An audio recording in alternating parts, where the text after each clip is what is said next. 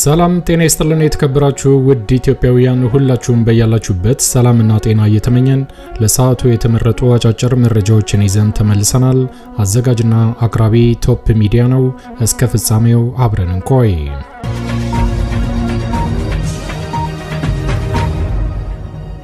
ክብራን አድማጮች እንደተለመደው ይሄ መረጃ ለፍትህ ለዲሞክራሲ ለእኩልነት ለሚታገሉ ንጹሃን ወገኖቻችን በአጠቃላይ ድምጽ ለመሆኑ ስለሚረዳ ወዳጆቼ ላይክ በማድረግ እንድትጀምሩ ስል በትህትና ለማስታወስ እወዳለሁ።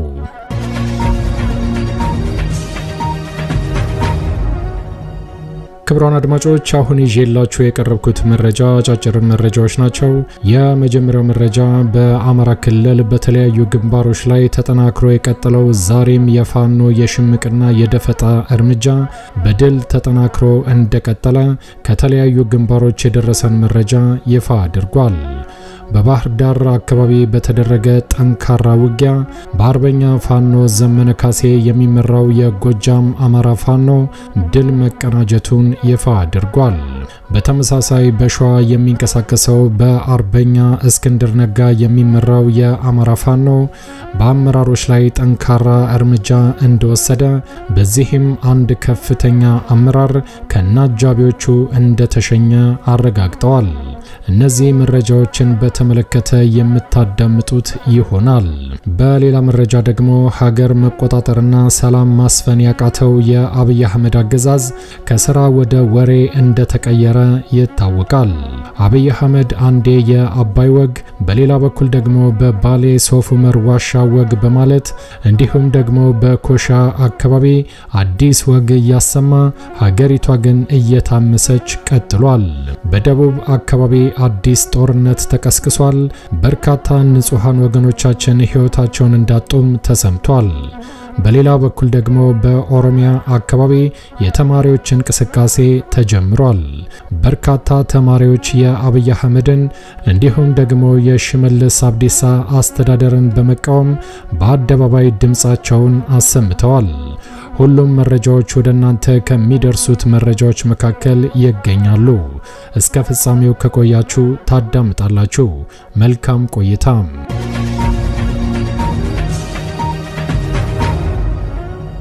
ክብራን አድማጮች ቀዳሚ ወዳደረኩት መረጃ ሳልፍ የአብይ አህመድ አገዛዝ በገፍ ወደ አማራ ክልል ያስገባው በርካታ የመከላከያ ዩኒፎርም የለበሰ ወታደር ዛሬም በቀላሉ እየተናደ የሚከላከለው የአማራ ፋኖን እየተከላከለ የሚከዳው እየከዳ መጥፋቱን ቀጥሎበታል።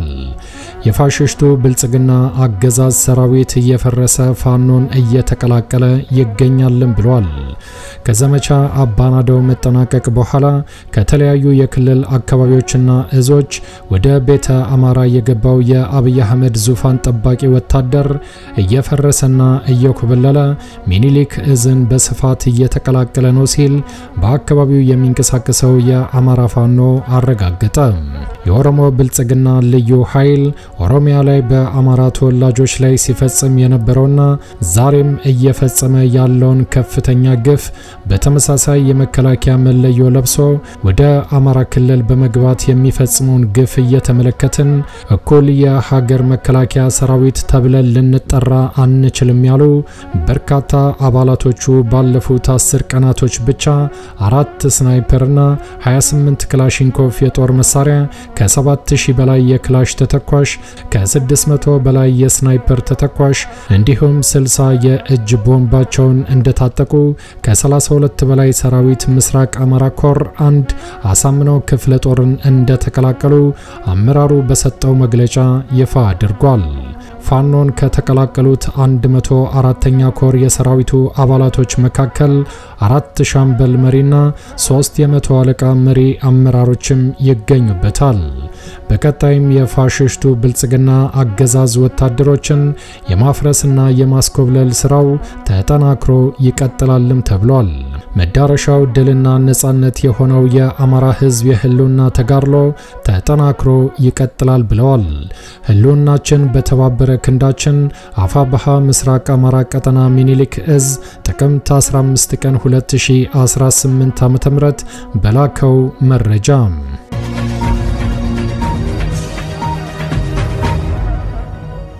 ክብራን አድማጮች ወደሚቀጥለው መረጃ ሳልፍ ደግሞ የአብይ አህመድ አገዛዝ ባህር ዳርን ጸጥታዋን አስከብር ያለው ፋኖን ደምስሻለው ለማለት ያደረገው ፕሮፓጋንዳ በከፊል እንደከሸፈ ይፋ ተደርጓል። የአማራ ፋኖ ብሔራዊ ኃይል ምዕራብ አማራ ቀጠና ቴዎድሮስ እዝ አንደኛ ክፍለ ጦር የባህር ዳር ብርጌድና የጣናው መብረቅ ብርጌድ በጥምረት ከባህር ዳር ከተማ በቅርብ ርቀት በደህና ማርያም ቀበሌ ልዩ ስሟ ቋሪት አምባ በተባለች ጎጥ በወሰዱት ጠንካራ የተጠና እርምጃ ከጧቱ 2 ሰዓት ከ30 የጀመረ እስከ 9 ሰዓት ድረስ ጠላትን እያዝረከረኩ ሲቆሉት ይዋሉ ሲሆን ከ50 በላይ ሙትና ቁስለኛ በማድረግ ውጤታማ የሆነ ስራ ተሰርቷል ሲል አመራሩ በሰጠው መግለጫ ይፋ አድርጓል። ጥቅምት 14 ቀን 2018 ዓ.ም በዚህ አውደ ውጊያ የተገኙ ድሎችን በተመለከተ 4 ብሬን ከባድ መሳሪያ፣ 3 ስናይፐር፣ 51 ክላሽንኮቭ የጦር መሳሪያ ወደ ፋኖ ገቢ መደረጉንም አረጋግጠዋል። የምርኮኛ ዝርዝርን በተመለከተ ኢንጂነር ታደሰ ታምሩ ምክትል ሻለቃ መሪ እንደሆነ ይፋ አድርገዋል። እያየ ድረስ የተባለው የቀድሞ ልዩ ኃይል ሻለቃ መሪ ለውጥ ነው መለሰ የሻለቃ ሎጂስቲክ መሪ፣ ብርሃን ማንደፍሮ ቲም መሪ፣ እንድሪስ ሲመር ቲም መሪ፣ አማረ ጀንበሩ አባል፣ ዘመነ ሙላቱ አባል፣ ጀንበሩ ሙልጌታ አባል፣ ማንችሎት የኔነው አባል ከነ ጦር መሳሪያቸው ተማርከዋል። በተጨማሪም ቀሪው የብርሃኑ ጁላ በርካታ ወታደር ከባህር ዳር ጭንባ በሚወስደው መስመር ፍርጣጣውን የተመለከቱ የቀጠናው ማህበረሰብና ሰራዊታችን አብይ አህመድ እየገነባ ያለው ወታደር አሰብን ማስመለሱ ቀርቶ በማራቶን ውድድር ቢሳተፍ ኢትዮጵያን የወርቅ ተሸላሚ ማድረግ የሚችል ነው ሲሉ ምስክርነትና ትዝብታቸውን በቀልድ መልክ አሳውቀዋል። ይሁን እንጂ በዚህ አውደ ውጊያ የተሳተፈው የጣና መብረቁና የባህር ዳር ብርጌድ ጠላትን አይቀጡ ቅጣት በመቅጣት ልምዳቸው እንደሆነ ድርጅታችንም ህዝባችንም ጠላትም ወዳጅም የሚያውቀው ሀቅ ሲሆን መሪያችን አርበኛ ዘመነ ካሴ እንደተናገረው በቀጣይ ዓለምን ጉድ የሚያስብሉ አማራዊ ዘመቻዎች ማሟሟቂያ እንደሆነም የሁለቱ ብርጌድ ወታደራዊ አመራሮች ተናግረዋል። በምስሉ ላይ የምትመለከቷቸው ወታደሮችም በጦርነት የተማረኩ መሳሪያቸውን ለፋኖ ያስረከቡ እንደሆነም ፋኖ ሀብታሙ ኢየሱፍ የአፋብሃ ምዕራብ አማራ ቀጠና ቴዎድሮስ እዝ አንደኛ ክፍለ ጦር ህዝብ ግንኙነት ኃላፊ ዛሬ በላከው መግለጫ ይፋ አድርጓል።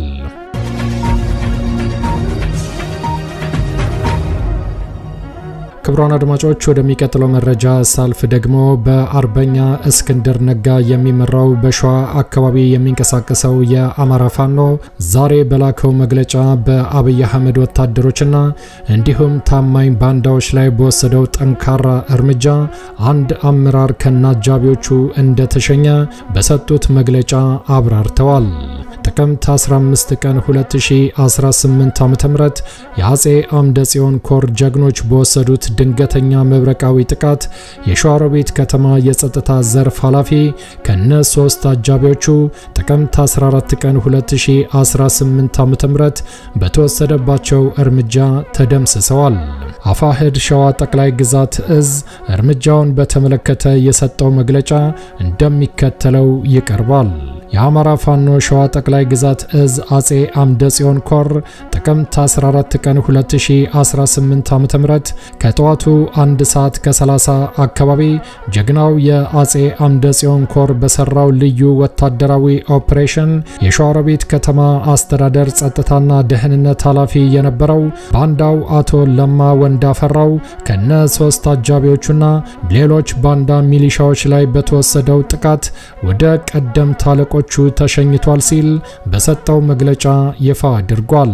ከባንዳ ጋር የተሰለፈ በጀግናው ሰራዊታችን ከመደምሰስ ስለማይተርፍ ባንዳውን በማጀብ ለሰከንድ ከአጠገቡ ከማይለዩ ታጃቢዎቹ በተጨማሪም ምርጥ 50 ኢሮብ አበበ ሙሴና ሰላም አስከባሪው መሐመድ ሲራጅ እንዲሁም ምርጥ 50 ታደለ ኃይሉና ሌሎችም ሞታችንን ከለማ ወንዳፈራው ጋር ያድርገው ብለው በገቡት ቃል መሰረት ትግላችን መራር ነው ተገለውና እስከ ወዲያኛው ተሸኝተዋል ሲል ኃላፊነት ወስዷል።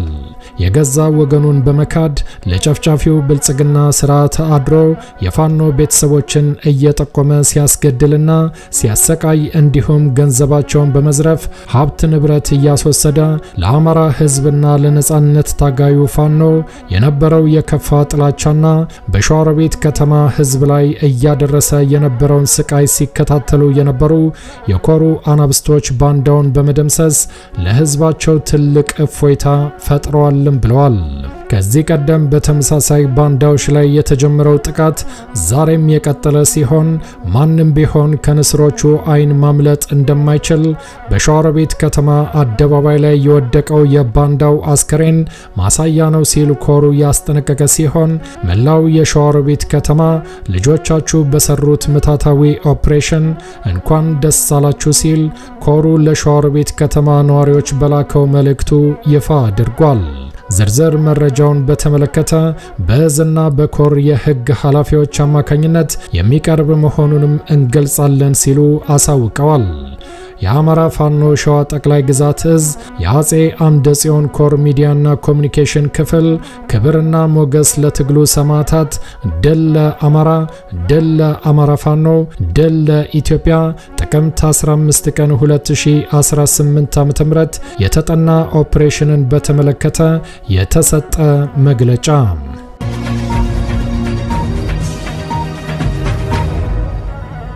ክብራን አድማጮች ወደሚቀጥለው መረጃ ሳልፍ ደግሞ በህዝብ ቅቡልነት እየተሰቃየ የሚገኘው የአብይ አህመድ አገዛዝ ሀገሪቷን ወደ ሰላም ማምጣት እንዳልቻለ በርካታ ምሳሌዎችን መጥቀስ እንደሚቻል ይታወቃል። ዛሬም ይኸው አምባገነን አገዛዝ ሀገራችንን ሰላም ማድረግ ተስኖት አዳዲስ ጦርነቶችን እየከፈተ ወጣቶችን እርስ በርስ ማፋጀቱን ቀጥሎበታል። የአማራ ክልል ጦርነት እንደቀጠለ ነው። በኤርትራ በኩል አዲስ ጦርነት ለመክፈት ዛሬም ሽርጉዱ ተጠናክሮ ቀጥሏል። በሶማሌና ኦሮሚያ ድንበር አካባቢ ግጭቱ ዛሬም እንደቀጠለ ነው። በጋምቤላ እንዲሁም በአሶሳ አካባቢ ግጭቱ እንደቀጠለ ነው። በኦሮሚያ በኦላና በመከላከያ ሰራዊት መካከል የሚደረገው ጦርነት እንደቀጠለ ነው። በተጨማሪም በተለያዩ የክልል ከተሞች ህዝብ መኖር አልቻልንም፣ እየተራብን ነው፣ እየተጠማን ነው፣ መብራት የለም፣ መንገድ የለም፣ የጤና ጣቢያዎች እየሰሩ አይደለም፣ ደሞዝ እየተከፈለን አይደለም፣ ትምህርት ቤቶች እየሰሩ አይደለም፣ እንዲሁም በርካታ የህዝብ ብሶት ከቀን በቀን እየፈነዳ ህዝቡ ድፍረት እያገኘ በአደባባይ መውጣት ከጀመረ ሰነባብቷል። ዛሬ ደግሞ የአብይ አህመድ አገዛዝ በደቡብ አካባቢ አዲስ ጦርነት እንዲከፈት በር ከፍቷል። በደቡብ ኢትዮጵያ ክልል በዘይሴ ማህበረሰብና በአገዛዙ ወታደሮች መካከል ከባድ ግጭት መቀስቀሱ ተሰምቷል። የዘይሴ ማህበረሰብ የደቡብ ኢትዮጵያ ክልል ርዕሰ መስተዳድር የሆነው አቶ ጥላሁን ከበደ በፌዴሬሽን ምክር ቤት ያለውን ተሰሚነት ተጠቅመው የዘመናት የልዩ ወረዳ ጥያቄያችንን አፍኖብናል በሚል የሥራ ማቆም አድማ ያደረጉ ሲሆን የወረዳና የክልሉ የጸጥታ ኃይሎች የሥራ ማቆም አድማውን ለማሳካት ሲንቀሳቀሱ ከባድ የሆነ ጥቃት ተከፍቶባቸዋል። ለክልሉና ለወረዳው ጸጥታ አካላት እገዛ ለማድረግ ወደ አካባቢው የገባው ራሱን መከላከያ ሰራዊት እያለ የሚጠራው የመንደር ዱርዬ ስብስብ ማህበረሰቡ ላይ የዘፈቀደ ተኩስ በመክፈት በርካቶችን ለሞትና ለአካል ጉዳት እየዳረጋቸው እንደሚገኝ ምንጮቻችን ከቦታው ይፋ አድርገዋል። ማህበረሰቡ በተደራጀ መልኩ በአገዛዙ ወታደሮች የተከፈተበትን ጥቃት እየመከተ እንደሚገኝም ከቦታው የላኩልን መረጃ ይፋ አድርጓል። ጥቅምት 13 ቀን 2018 ዓ.ም ምሽት ላይ በተፈጸመ ደፈጣ ጥቃትም በአንድ ፓትሮል ላይ ተሳፍረው የነበሩ ራሳቸውን መከላከያ ሰራዊት ብለው የሚጠሩ ከ10 በላይ ወታደሮች እንደተገደሉም ከስፍራው የላኩልን ማረጋገጫ ይፋ አድርጓል። ተሳፍረውበት የነበረው ወታደራዊ ተሽከርካሪ ፓትሮልም ሙሉ በሙሉ እንደወደመ ነው ከቦታው የላኩልን መረጃ ያሳወቀው። ዛሬም ጥቅምት 15 ቀን 2018 ዓ.ም ህዝባዊ አመጹ ተቀጣጥሎ የቀጠለ ሲሆን ጸረ ሰላሙ የብልጽግና ቡድንም አመጹን ለማስቆም ያግዙኛል ያላቸውን የጦር መሳሪያዎችን በንጹሃን ወገኖቻችን ላይ እየተጠቀመ እንደሚገኝ ከቦታው መረጃውን ያወጡት ምንጮች አረጋግጠዋል።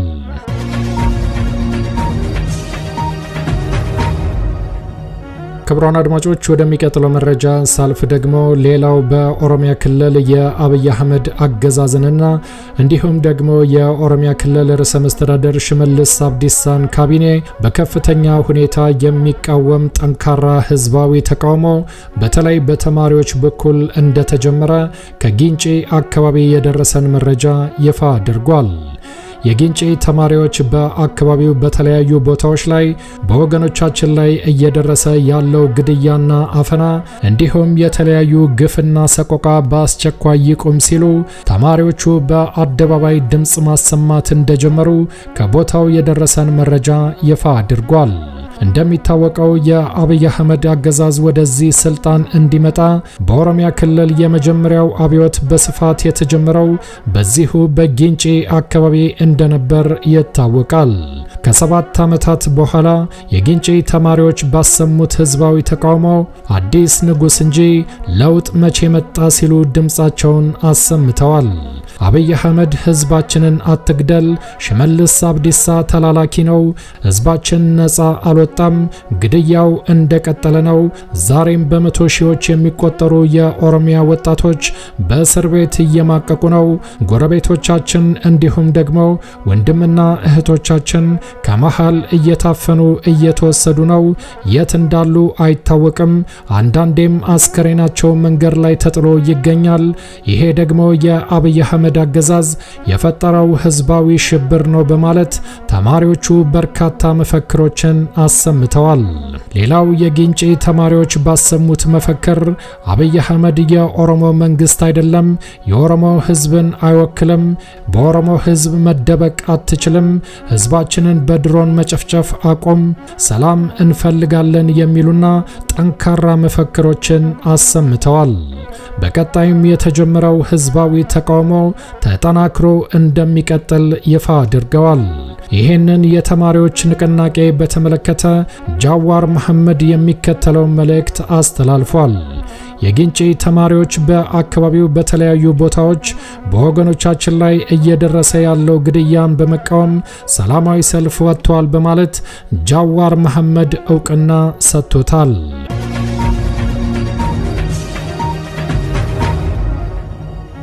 የተከበራችሁ ክቡራን አድማጮች ለሰዓቱ ያዘጋጀነው አጫጭር መረጃ ይሄን ይመስል ነበር። እንደወትሮ ለማስታወስ እንወዳለን ለቻናሉ አዲስ ከሆናችሁ ሰብስክራይብ በማድረግ የደወል ምልክቷን በመጫን ፈጣንና ታማኝ መረጃዎችን መከታተል ይችላሉ።